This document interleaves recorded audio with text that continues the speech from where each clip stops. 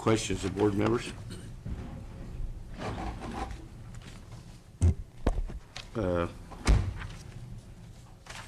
Any members of the public want to speak on this issue?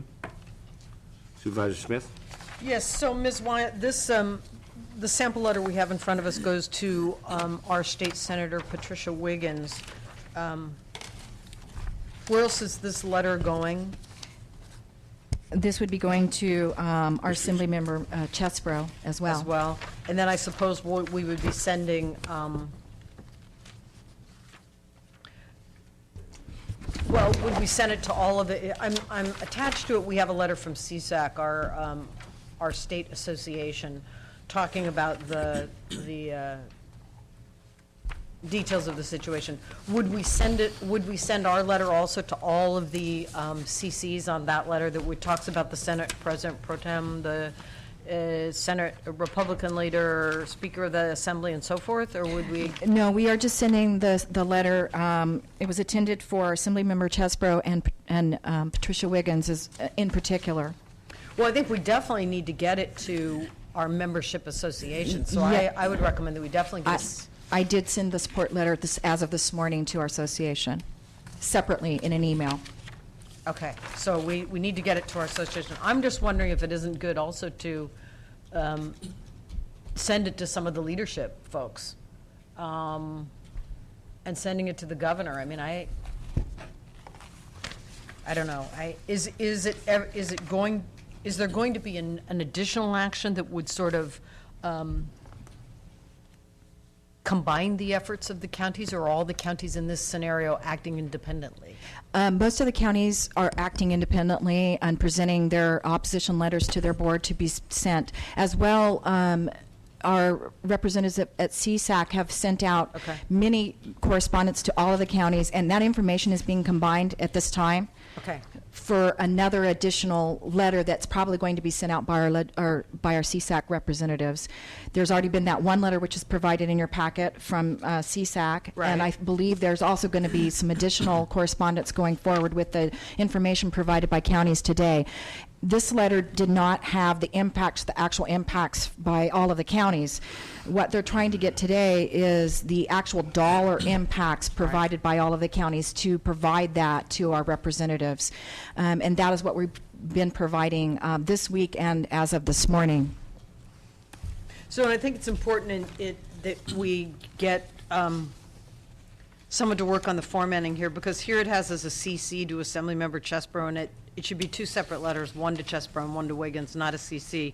But I think the CCs ought to go to formally to CSAC, and we ought to also send one to Don Peterson, who's our representative. Okay? So those would be my two suggestions. Just an additional note, I had the opportunity to meet and have dinner with someone who's the budget officer for another Northern California county, a larger county, and they are saying that this deferment of payment issue is going to have devastating effects to their budget.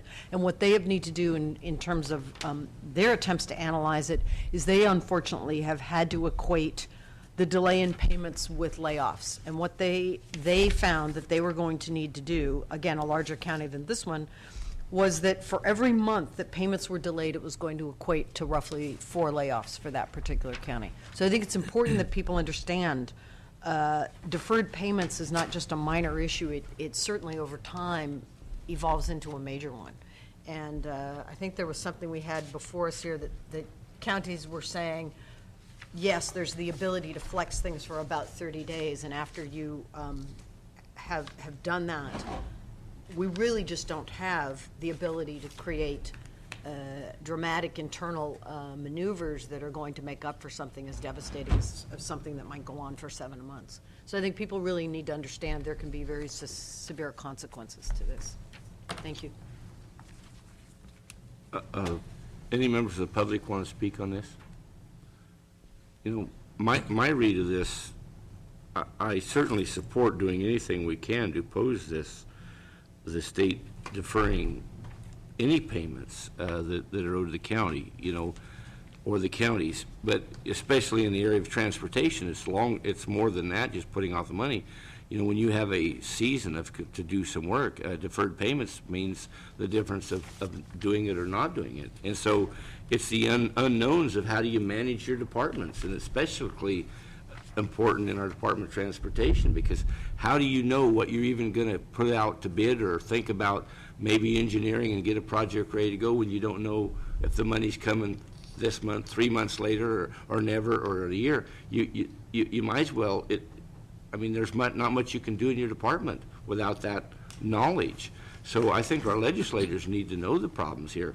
They need to pick out what they're going to defer and what they're not going to defer. But what we've seen is every week coming out of Sacramento is something basically different. And nobody's, you know, but as far as the issue of they can sign the budget today, but that's not going to give the state any more cash. You know, their revenue sources are going to be long-term if they can even do them, like sales tax increases or vehicle license fees. Those are long-terms. That's not going to meet the immediate. So, you know, basically, and this may be pretty shocking, but in my opinion, the state is going to hit the wall.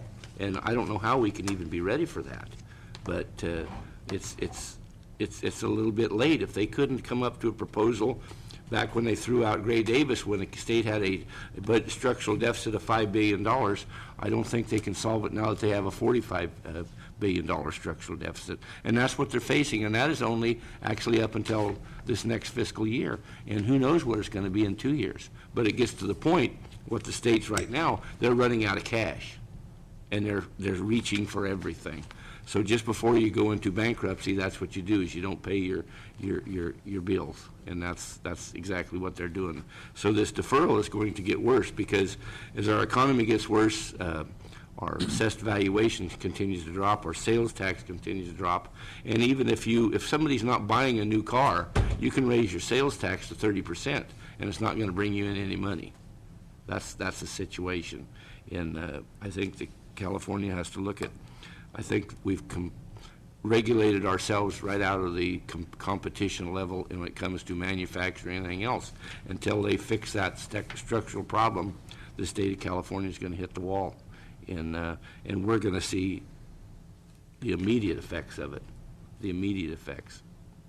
Frankly, things are still fine in Sacramento, but we're already seeing the cuts here. We've already asked our employees to take voluntary time off and talking about mandatory time off, things like that. So we're going to see the hurt before the state of California is. So what's the... Mr. Chair? Sure. If I may, I'd just like to clarify. It appears that the projected cost to Mendocino County for Health and Human Service Agency alone is over $9 million. Is that correct? Potentially? Yes, that is correct. And then when you add in the transportation funds and the other delays, it looks like we're probably up to 12 million or so. That is correct. And also what I didn't include in here, and I didn't have that amount from the Auditor Controller's Office, is the interest that we would earn on this money as if the payments were delayed. So that would probably, I would estimate to be at least another $500,000 in interest, just on, if you were to look at the $15 million deferral. Thank you. And what is the potential that this will actually impact our ability to provide public assistance checks and disability checks to people who are eligible? Is there a danger that some of those wouldn't go out? If overall countywide, we were looking at a deferral of payments for over 7 months, and it could possibly impact those disability and welfare checks that go to the community citizens, yes. And meanwhile, even if people are still getting their checks, the infrastructure that helps provide those is essentially being decimated. That's correct. So we're just talking about